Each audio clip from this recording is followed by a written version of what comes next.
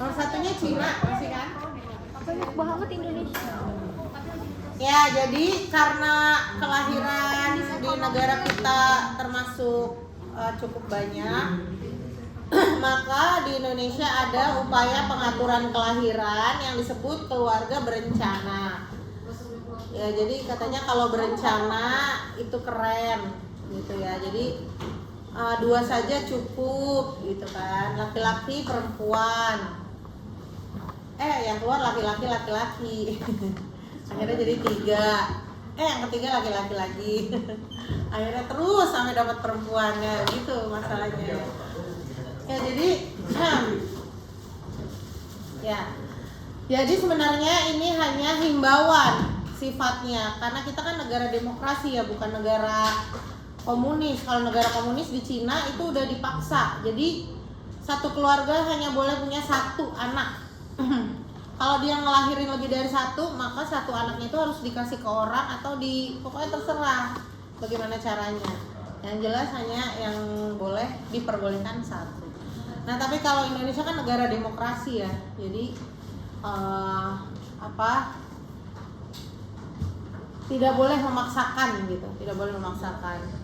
Sehingga ini hanya berupa himbauan, anjuran. Salah satunya dengan cara apa? Misalnya kalau BPJS itu juga dapatnya cuma sampai anak kedua kalau nggak salah ya.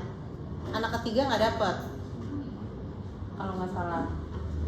Nah jadi memang begitu supaya rakyat Indonesia itu melaksanakan keluarga berencana. Nah, apa sih yang dilakukan? Salah satunya beberapa, di sini ditampilkan beberapa ya. Beberapa alat yang dilakukan untuk keluarga berencana. Yang paling sederhana yang nggak pakai alat adalah sistem kalender. Waktu itu saya pernah menjelaskan ke kalian bahwa ada masa subur pada wanita dan ada masa tidak subur. Masa tidak subur itu pas kapan?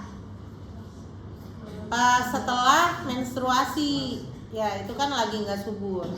Ya atau pas banget sebentar lagi mau menstruasi juga udah nggak subur, karena hormon-hormon itu sudah disetting untuk menyebabkan endometrium luruh gitu. Nah jadi kalau misalnya suami istri ini nggak mau pakai alat, dia akan merencanakan hubungan seksualnya. Misalnya dilakukan pada saat sang istrinya lagi nggak subur, seperti itu. Tapi tingkat kegagalannya tinggi. Kenapa? Karena ya itu tadi, perempuan itu siklusnya itu nggak teratur. Kadang 28 hari sekali. Tapi kalau dia lagi stres atau lagi senang, lain lagi gitu siklusnya. Nah itu yang menyebabkan gagal. Nah untuk itu ada beberapa alternatif, yaitu pil. Nah bagaimana mekanismenya? Pil yang diminum ini mengandung hormon dan harus diminum setiap hari. Akibatnya hipofisis anterior tidak lagi mengeluarkan FSH dan LH. Nah kalau hipofisis tidak mengeluarkan FSH dan LH, apa yang terjadi?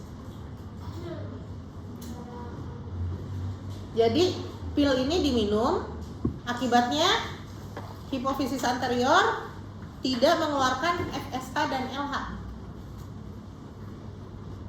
Apa yang terjadi pada tubuh perempuan itu kalau tidak mengeluarkan FSH dan LH? Jadi nggak menghasilkan folikel, ya. Folikelnya nggak berkembang, nggak menghasilkan telur.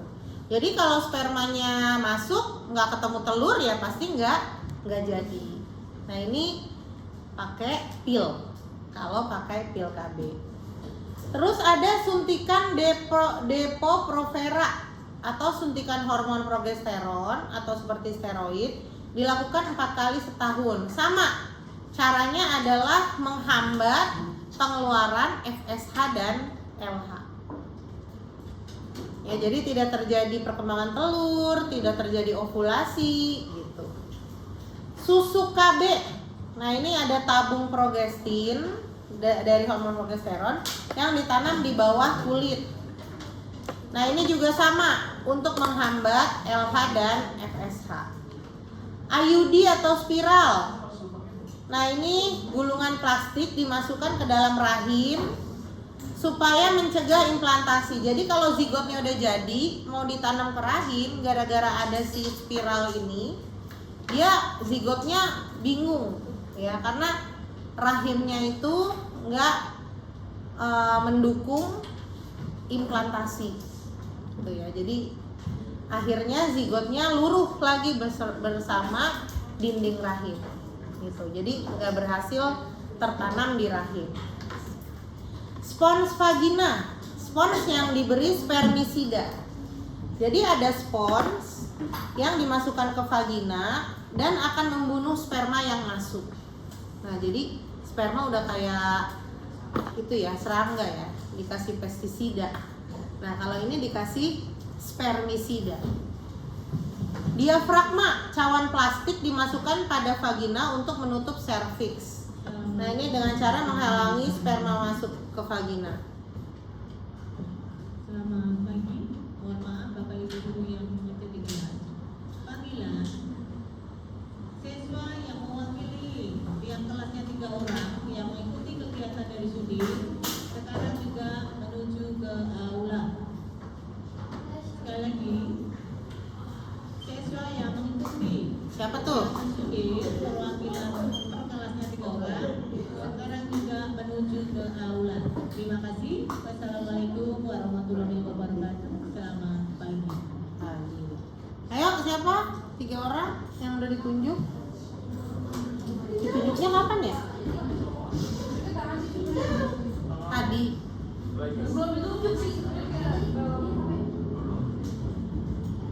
Nah, terakhir karet KB. Karet KB ini kondom ya, maksudnya. Dipakai untuk menyelubungi penis, mencegah sperma masuk ke vagina. Nah, itu aja yang bisa saya sampaikan mengenai reproduksi. Ada yang ingin ditanyakan? Tapi kalau kondom masih suka bobol ya, Bu? Apa? Kalau kondom masih suka bobol. Kalau kondom masih suka kebobolan katanya. Enggak, Oh, berarti saya nanya, Bu. karetnya bolong. Kalau pakai double bisa, Bu? Double, tahu ya. Kalau vasektomi? Oke, vasektomi itu vas deferens yang ditomi, yang dipotong.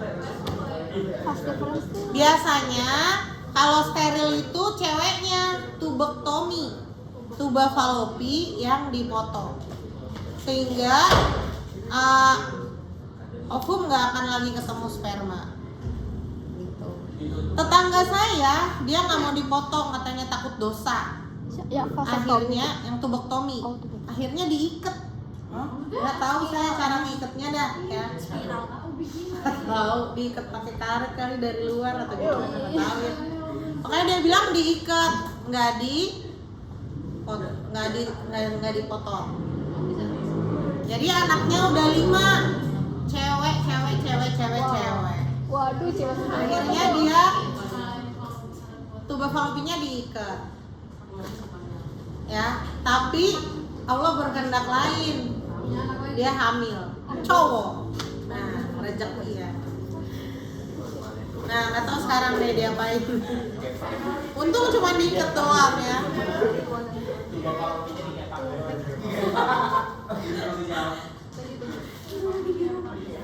Kalau kamu menyusui 2 tahun itu KB alami. Jadi selama 2 tahun kamu nggak akan punya anak. Iya, abis punya anak yang pertama menyusuinya benar-benar konsisten gitu ya, selalu menyusui, nggak pernah diganti pakai susu formula. Nah, itu dengan sendirinya KB alami, ya, mencegah FSH dan LH. Tapi ada yang kayak cuman dia lahirnya beda setahun. Ya, itu mungkin nggak aktif ASI-nya.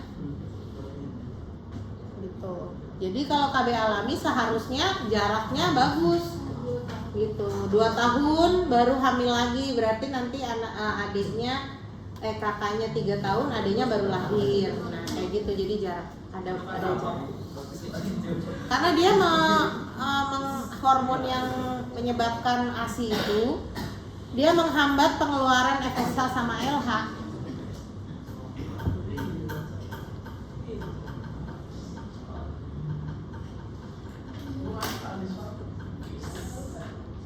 Nah, ada ulangan habis ini? Ada? Oh, bahasa Inggris. Oh, bahasa Inggris. Hari Jumat apa? Oh iya. Yang susulan hari Jumat ya. Hari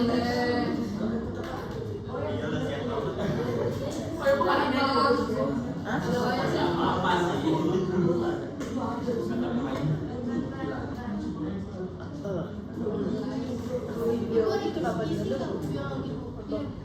Itu nggak bisa, kakaknya kayaknya.